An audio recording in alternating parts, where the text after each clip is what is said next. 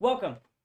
Today we're going to be talking a little bit about Nima Fakhrara and his works of and outside of Detroit Become Human. Now, let's dive into who he is and where he comes from. He is an Iranian film and video game music composer, and he was born on November 12th, 1983 in Tehran, Iran. He lives in Los Angeles and works from the city as many musical artists in film do around this time. Fakhrara began his musical endeavors as a child. He describes in an interview in 2021 how he took classes around music despite what the people around him wanted him to do, and how he even rebelled in those classes, practicing music differently. He describes that the act of improvisation and going on musical tangents or rabbit holes was more important to him than the theory and everything fitting together in music, especially for film soundtracks. He applies this to his soundtrack for Detroit Become Human and describes that music is something that should make you feel something rather than a simple song to listen to.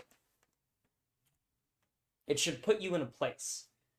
Let's dive into how he connects classical Persian music to his soundtracks of today. On the left is him pictured with a 20-foot steel guitar that he made himself, which we will dive into in a little bit. He began by learning to write and perform classical music as a child, which helped him learn the basics of music, as everyone does. And then after that, he was able to branch out into more interesting genres and instrumentation.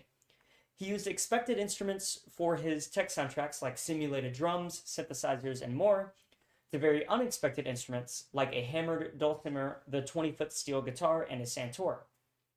Using the guitar, he would use a violin bow on it and play it to create these droning ambient noises and sometimes melodies for very stable and moving parts of the song that are just there to keep you in the moment and going.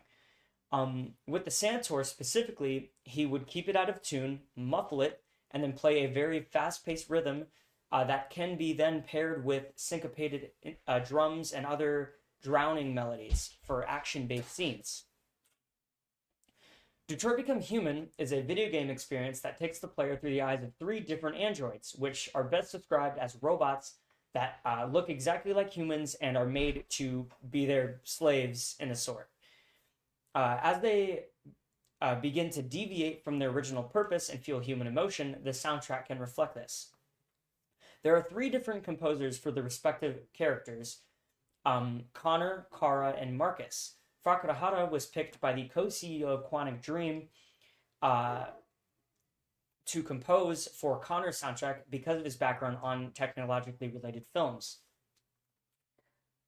Specifically, Fondaumiere, the co-CEO mentioned prior, outlines in his article that the music for Connor required something technical and electronic, but also intricate in a way. Fakhrara was able to accomplish this with a modular synthesizer bass line that drags up and down the C minor scale, alternating between high and low notes. The percussion for Connor's soundtrack, most of it, at least, is gathered through a modified Portland instrument, which is a drum machine sent to Fakhrara, as the oft-time unsettling and syncopated sounds provide a nice contrast to the bass line and any other ambient instruments. These techniques are used, among others, to fit Connor's soundtrack perfectly because it resembles his story of a calm and collected detective android who eventually gains the ability to feel his own emotions and has the chance to be sporadic and deviate much like the other androids, depending on the player's actions. Now that we've talked about Detroit Become Human, what outside of Detroit Become Human has Nima worked on? He worked with many dystopian films and tech-related films like The Signal and other genres, and we've discussed that, but we didn't discuss the music, so let's do that and connect it with DBH's music. The Signal is a sci-fi horror movie which dives into themes of government secrets, hacking, and extraterrestrial devices. The soundtrack uses similar instruments to Connor's soundtrack and even similar bass lines and syncopation, though the themes are not completely the same.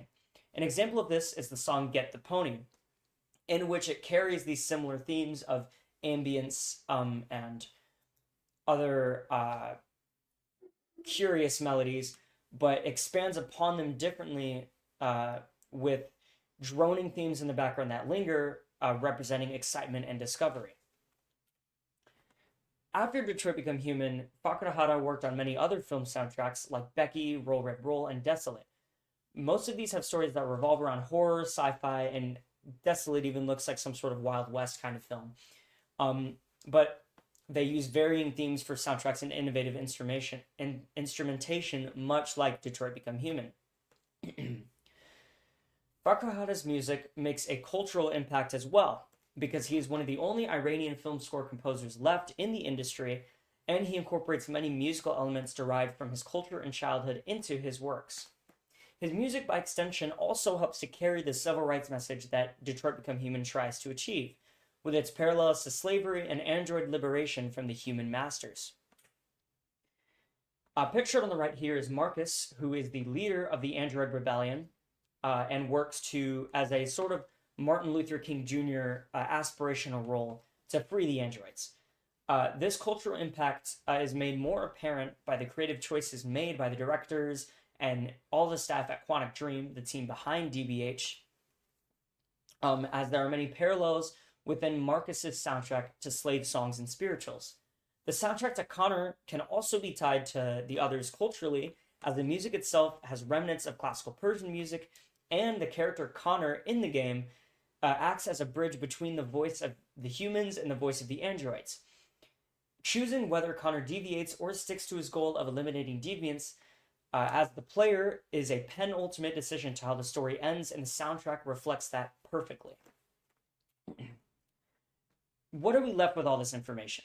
Well, Nima Fakhrara, since he started in the year 2000 with the soundtrack to The Signal, to his music in Detroit Become Human, and the music he makes for films today, has made an incredible impact on the music and film industry regarding his technical expertise, his ability to innovate upon previously rigid ideas and instruments, and his dodging of cultural normalities.